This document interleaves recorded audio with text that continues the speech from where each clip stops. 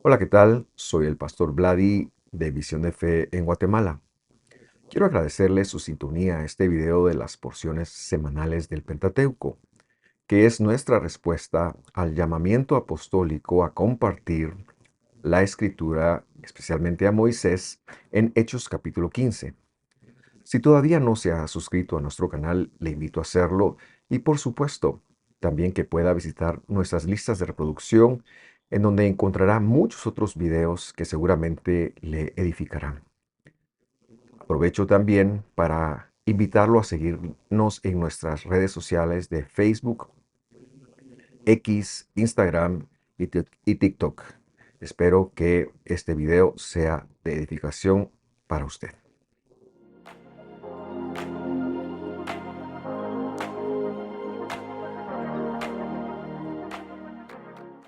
Qué alegría me da darle la bienvenida a un estudio más de las porciones semanales.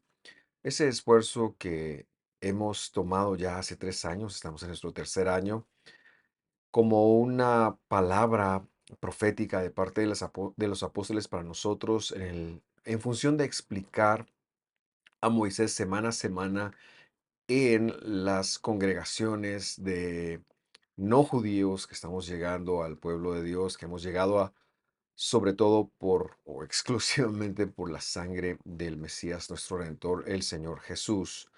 Hoy nos corresponde ver la porción de Balak y el tema que queremos ver como una introducción, porque esto seguiremos hablando de ello en años posteriores, es como enfrentar a la hechicería, enfrentando la hechicería. La porción comprende desde el capítulo 22, versículo 2, hasta el capítulo 25, versículo 9. Esta porción es algo curiosa. En primer lugar, porque no la vimos hace un año, ya que por ser pequeña se lee junto con la porción de Jucat, que es la que está antes de ella, pero hace 2 años sí que la veíamos. Entonces, como siempre, me gusta retomar desde donde ya hemos hablado. Por eso es que quiero recordar que hace 2 años nosotros hablábamos en función de esta porción acerca del concepto de la congregación o iglesia, algo que en el Testamento de los Antiguos empieza a verse ya desde el éxodo de la congregación israelita saliendo de Egipto. Y este concepto, el concepto de congregación o eclesia, ha estado presente entonces desde ese entonces, si no es algo nuevo, y no debemos de circunscribirlo al capítulo 2 de Hechos, cuando la mayoría de teólogos occidentales dicen es que nació la iglesia. El segundo concepto que veíamos hace un par de años era el concepto de la bendición. Y más que una forma de crear una especie de realidad por medio de palabras en alguien, se refiere a ser injertado en Dios. Se refiere a que si estamos plantados en Dios, entonces vamos a ver un crecimiento, vamos a ver una mejoría para nuestras vidas. Mientras tanto, el antónimo, que es la palabra en hebreo, bendición es berja, el antónimo es me'era, y tiene que ver con ser arrancado, ser desarraigado. Después de esta corta introducción, vamos porque nuestra porción tiene mucho que enseñarlos. Vamos a tomar la lectura desde el versículo 5, desde el capítulo 22, y recordará usted, para crearnos un poco de contexto, que Balak, que es el rey de Moab, ha visto cómo han llegado a sus fronteras un pueblo que ha salido de Egipto y a él le da miedo. Pero como se mueven por encantamientos, se mueven por hechicerías, entonces deciden contratar a un brujo. Ese es el contexto de lo que vamos a leer y por lo tanto empezaremos a leer en el versículo 5. Bemidbar, que es como se dice en Números, en hebreo capítulo 22, verso 5, dice así. Por tanto, envió mensajeros a Bilam, hijo de Beor, a Petor, que está junto al río Éufrates, es decir, tuvieron que hacer un gran traslado en la tierra de los hijos de su pueblo, es decir, de los hijos de Bilam, para que lo llamaran diciendo, un pueblo ha salido de Egipto y aquí cubre la faz, literalmente dice, ojo de la tierra y habita delante de mí. Quiero mencionar que en los estudios de Apocalipsis hemos visto como los objetos, animales o figuras que tienen ojos se refiere a lo visible, al aspecto visible, ya que hay una prueba más de ello. En lugar de decir el rostro de la tierra o la faz de la tierra, la Biblia aquí usa la palabra ayin, que es ojo. Y lo que podemos observar también es que hay una contratación que este hombre, Balak, está atemorizado y quiere hacer entonces de alguien que probablemente tiene mucho renombre, de alguien que es conocido por ser una persona que se mueve dentro de la impureza de la hechicería y envía unos mensajeros. Vamos a ver qué es el mensaje que Balak ha encargado a estos mensajeros. El mensaje está en el versículo 6. Ven pues ahora, te ruego, maldíceme este pueblo porque es más fuerte que yo, porque quizás así podré herirle y echarlo de la tierra. Pues yo sé, y mira lo que le dice, que el que tú bendijeres será bendito y el que tú maldijeres será maldito. La palabra o el verbo que traduce acá bendecir y maldecir son las palabras que hemos mencionado. El verbo arur, de donde viene la palabra meera. Arur quiere decir desarraigar, meera quiere decir eh, una persona que ha sido desarraigada, pero es lo que han traducido como maldecir, que es una palabra latina, concepto muy, muy, muy posterior al de la escritura. En latín, bien dicere es hablar bien de y mal dicere es hablar mal de. Y luego se creó una connotación ya mezclándolo con la escritura de que en el bendecir había un poder y en el maldecir había un poder. Esto es lo primero que tenemos que saber. Pero escrituralmente hablando, la palabra bendecir tiene que ver con sembrar, con injertar, con arraigar, mientras que la palabra meera el verbo arur tienen que ver con desarraigar, con desconectar. Lo que estamos presenciando entonces es la mentalidad de un hombre sin temor a Dios, un hombre idólatra que se mueve, y ya veremos por qué hacemos esta afirmación, que se mueve dentro de los círculos de la hechicería. Pues esta es la forma satánica de moverse, de hacer las cosas.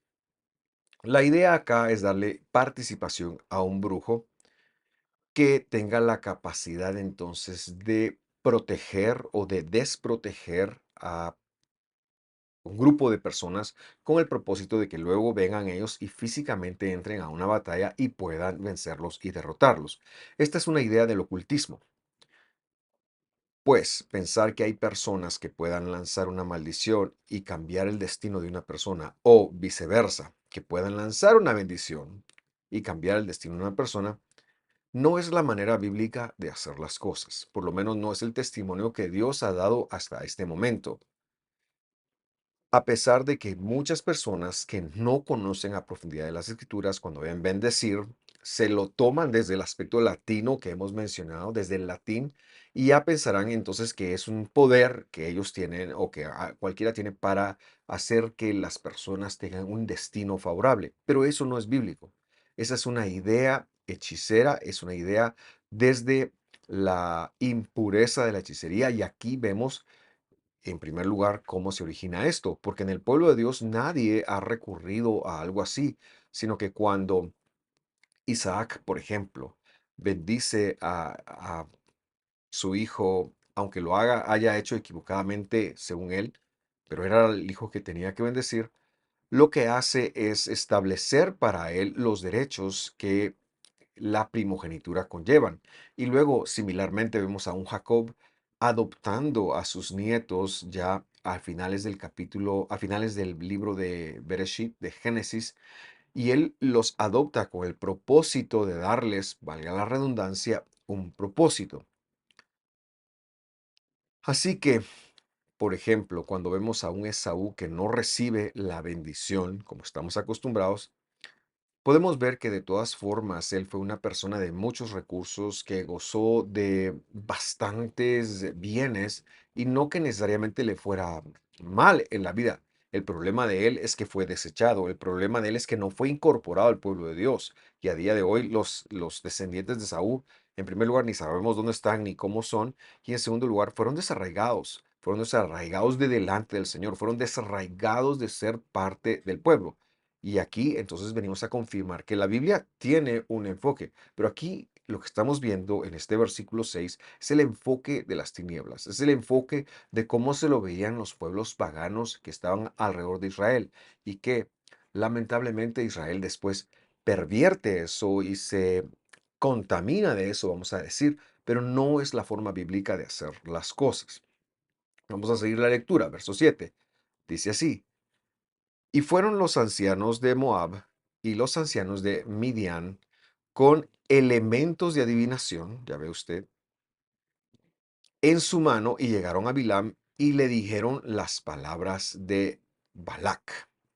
Entonces, Balac, que era el rey de Moab, era originario de Midian. Por esta razón, está enviando personas de ambos lugares que se consideraban sabias, pero más que sabias, son personas que se mueven con elementos de adivinación, como ahí muy bien está diciendo. Bilam, que es el receptor, que va a ser el receptor de esto y que es alguien que está muy interesado en el dinero que esto le pueda generar, quiere decir alguien que se enseñorea sobre su pueblo en función de aprovecharse. Balak quiere decir uno que destruye, por lo que vemos a todas luces que estos dos personajes tienen una repulsión por lo santo o a formar parte del pueblo de Israel. Y todo esto a pesar de que Balak sabía que Dios había dicho, lo leeremos en un momento, que Israel no tendría nada, ni un centímetro de la tierra de Moab. Él, este personaje Balak, entonces envía a los ancianos y ellos a su vez llevan elementos de adivinación. Pero el problema es que esa adivinación, según Balac, no se daría abasto para enfrentar al pueblo de Israel y por ello necesitaban un brujo mayor. Pero sí que envían a estos sabios con credenciales para que él conecte que se puede sumar al poder de ellos y que este Bilam representa entonces la capacidad de un brujo mayor. Algunas personas le han llamado que, y erróneamente pensado, hoy lo vamos a empezar a demostrar que no es así, que éste hablaba o era profeta de Dios. Para nada era profeta de Dios, sino que él era un oportunista, un hechicero, y lo vamos a desenmascarar.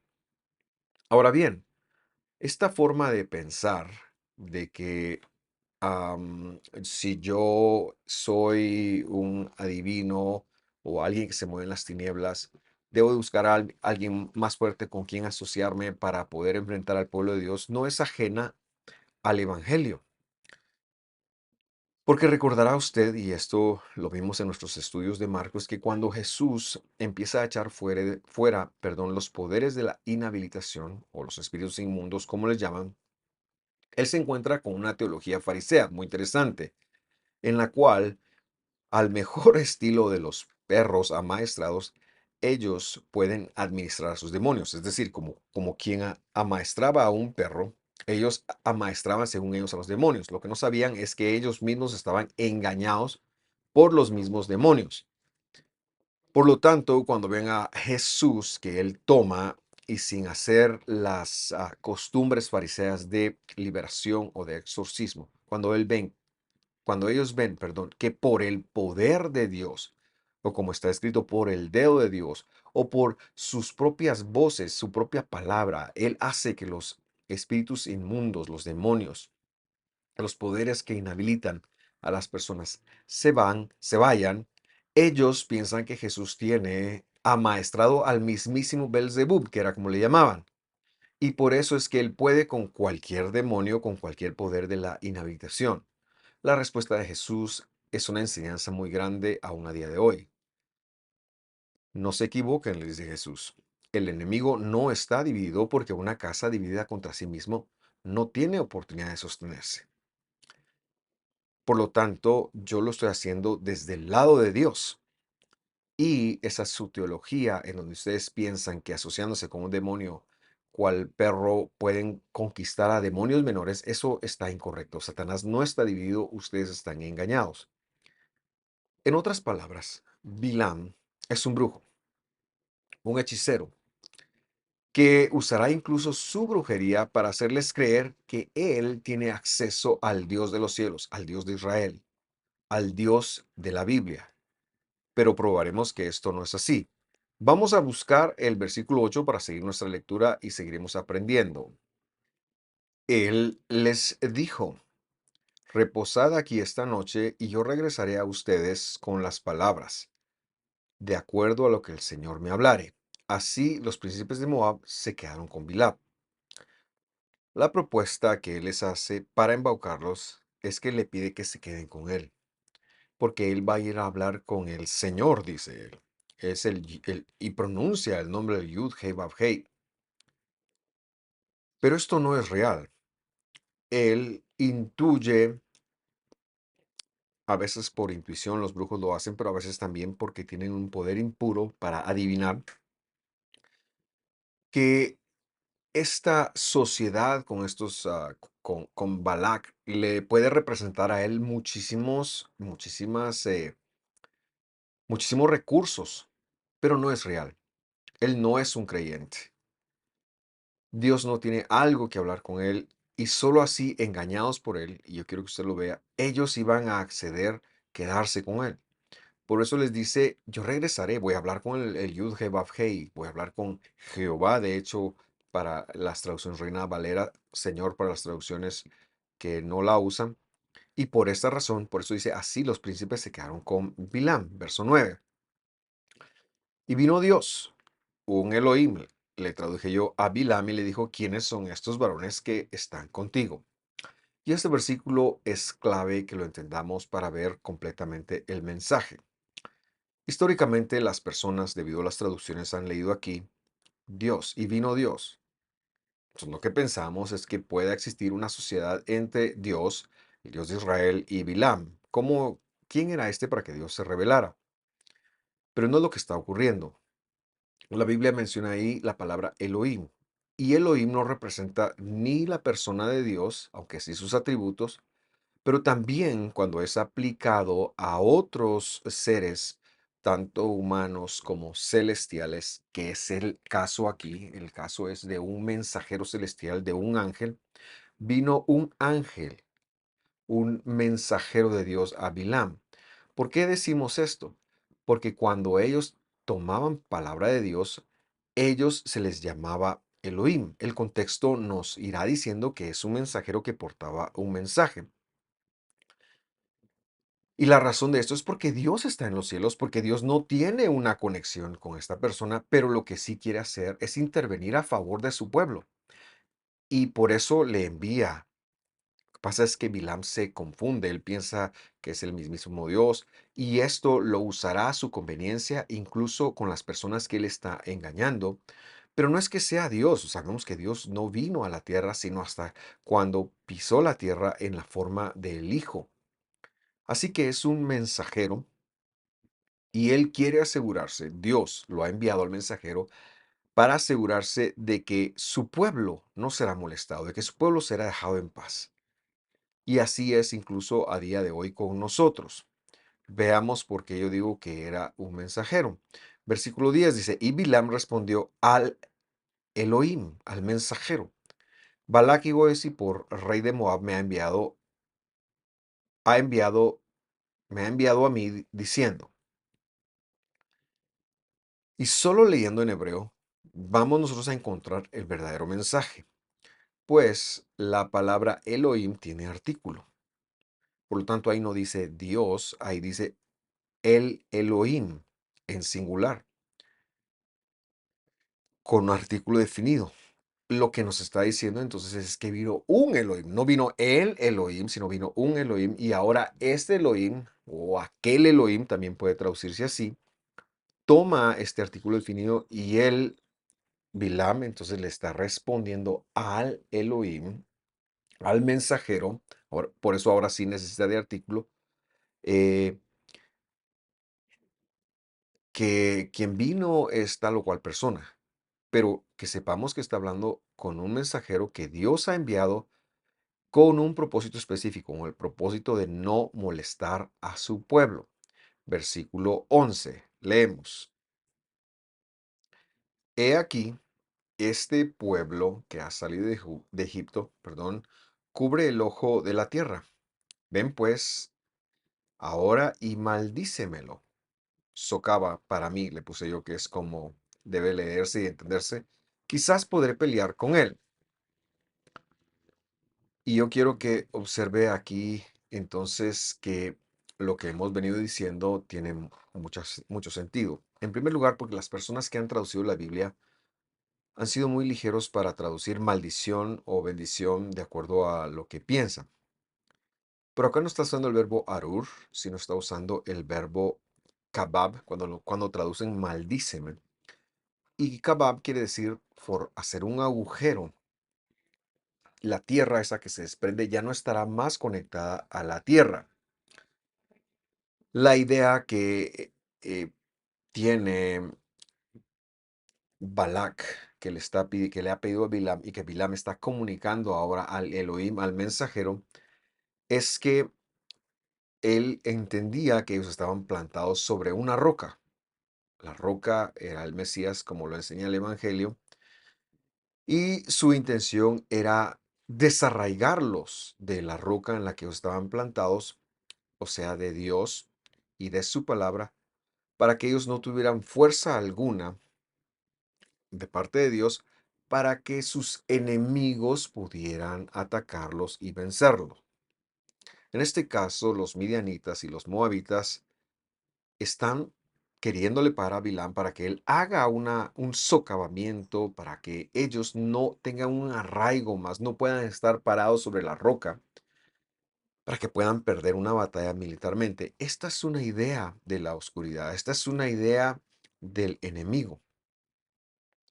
Y ellos pensaban que la única forma de que de que ellos tuvieran oportunidad de derrotarlos militarmente era precisamente utilizando la hechicería y las fuerzas de la oscuridad. Y esto a pesar de que ellos sabían que Dios impediría que ellos tomaran centímetro alguno de la tierra, como está escrito en Deuteronomio 2:8, Dios hablando con los israelitas y Moisés describiéndolo, dice así: Devarim, Deuteronomio 2:8, dice: pasamos de nuestros hermanos los hijos de Esaú.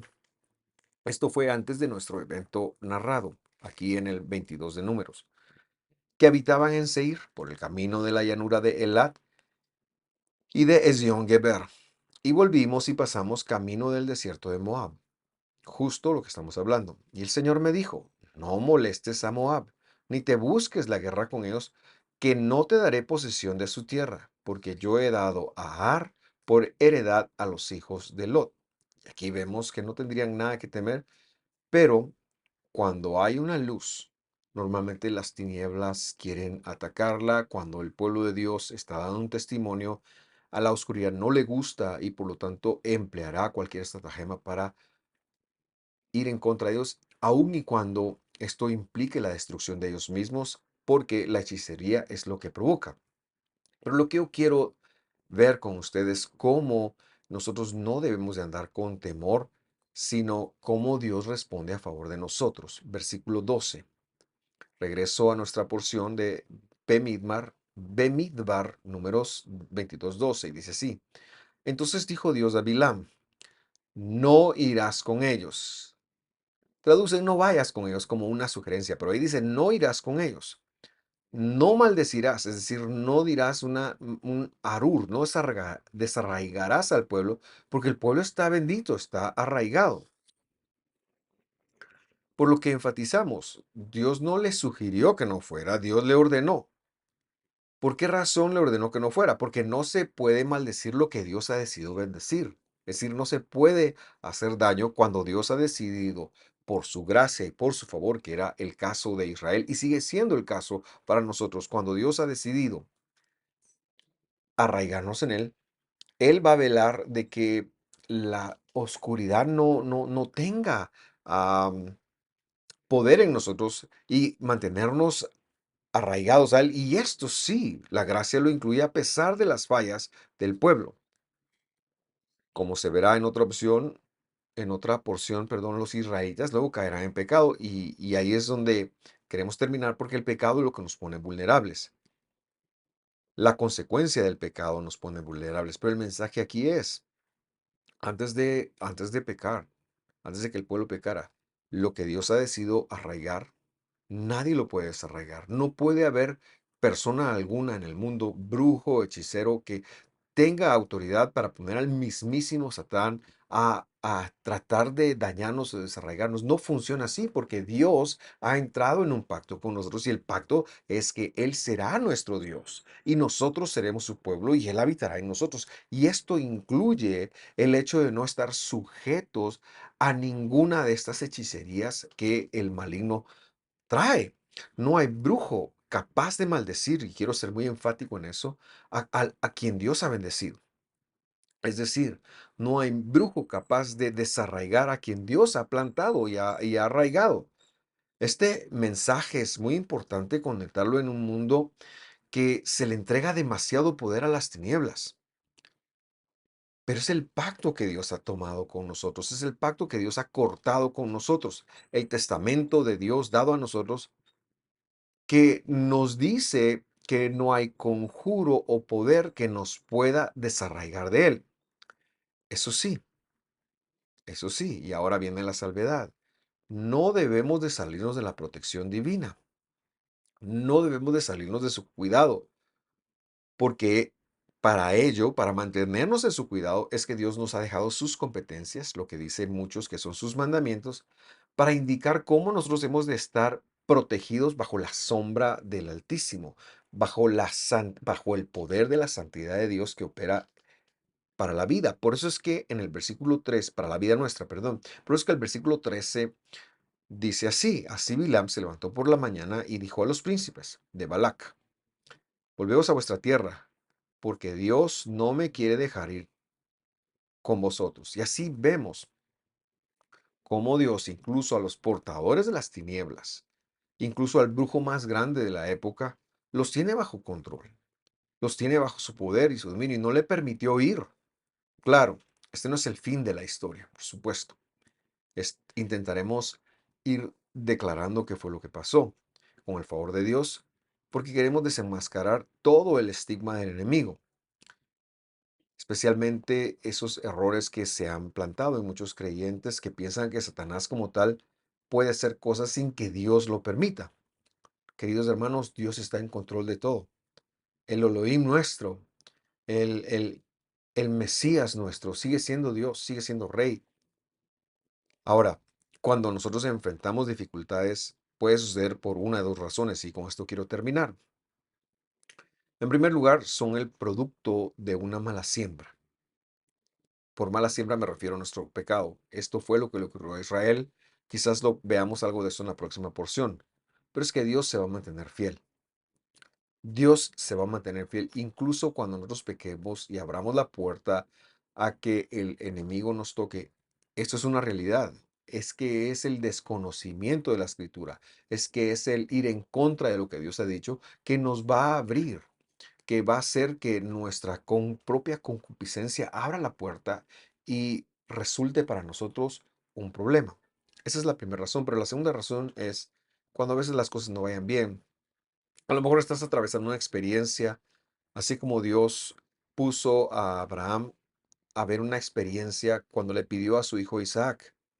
Y esta perdón, te servirá en el camino de la fidelidad, te servirá para acrecentar la educación, para afirmar la educación que Dios ha puesto en tu vida y para así tener mejor conocimiento y responsabilidad de Dios. Pero son temporales también. Vamos a dejarlo acá. Mi intención es, con respecto de Balak, que el próximo año podamos continuar y podamos desenmascarar cómo es que este carácter, este personaje, Bilam, luego por medio de errores, de un espíritu de hechicería y una seducción, él consigue que lo vuelvan a buscar y luego él hace por ir y Dios dice, bueno, pero ahí va a ver lo que le pasó. Gracias por sintonizarnos. Que quede claro que si Dios es por nosotros, ¿quién contra nosotros? Un abrazo fuerte. Nos vemos la próxima. Hasta pronto.